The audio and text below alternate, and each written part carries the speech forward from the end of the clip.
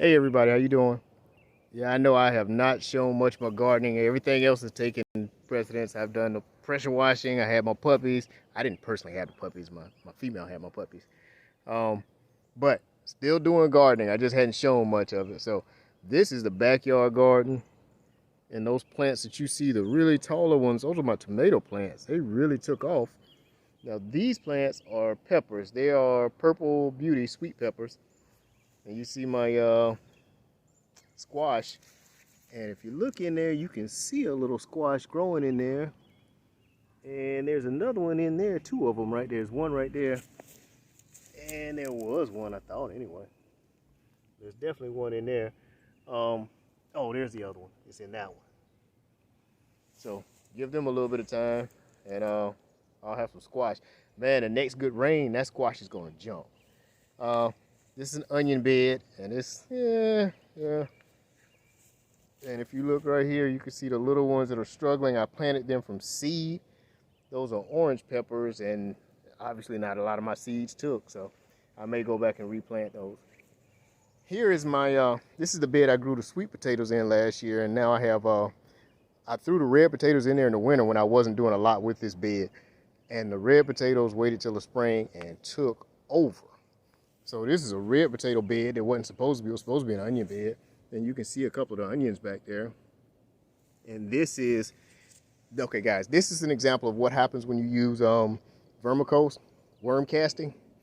Everything that you put in there, you recompost, the seeds stay in there, and when they come out, they get a chance to grow, they grow.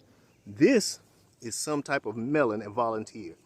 And what you're gonna see in a couple of my beds is a lot of different volunteers.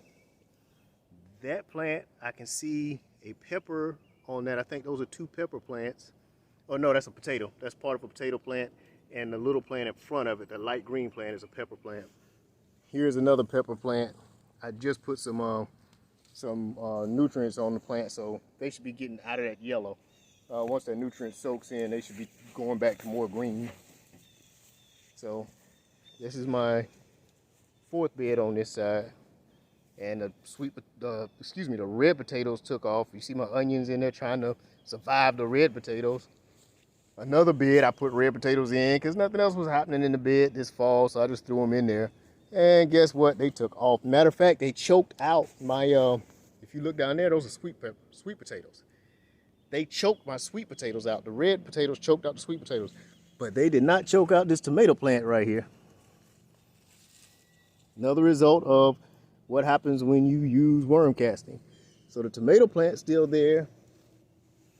Choked out my sweet potato completely.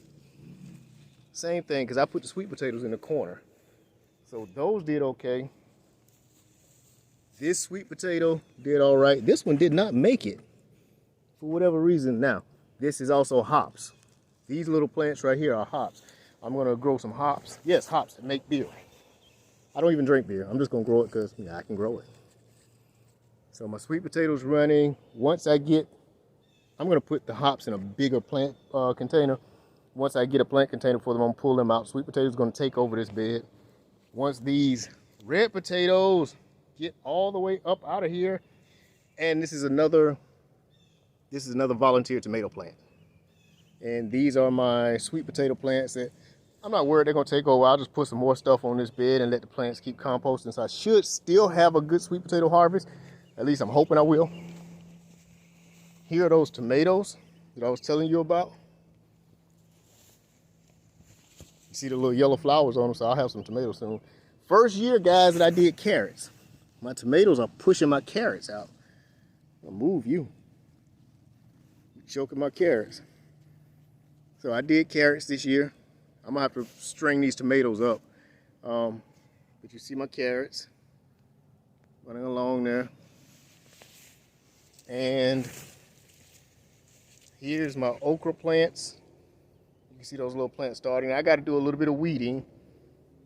So I'll walk down here and let you see some of the okra plants starting. It's an okra plant. Those ones, those up there. They're coming out. When it gets hotter, they're going to jump. Then I have some hot peppers right here. And potato plants, I put them in 3 beds, and my God, they took over. So here are my pepper plants. And if I showed you what I had on the micro farm, the peppers they're actually about to produce peppers up on the micro farm. Get off my plant. This is a string bean. I planted beans in here with the this was supposed to be a string bean bed, and the red peppers took over. But let me show you guys. See those string beans right there? Can y'all see that? I got a few. And I got even more plants growing at the farm. They just broke ground at the farm, but string beans grow fast. Can y'all see those?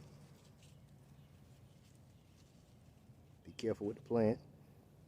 Y'all see my string beans? The little beginning ones right there. They'd probably be bigger if they could get more sunlight. If the red potatoes weren't choking everything out. I cannot wait for these red potatoes to flop. If I pull them now, they're gonna have little potatoes, little tiny potatoes, which they be good. They be new potatoes. They be really soft and good.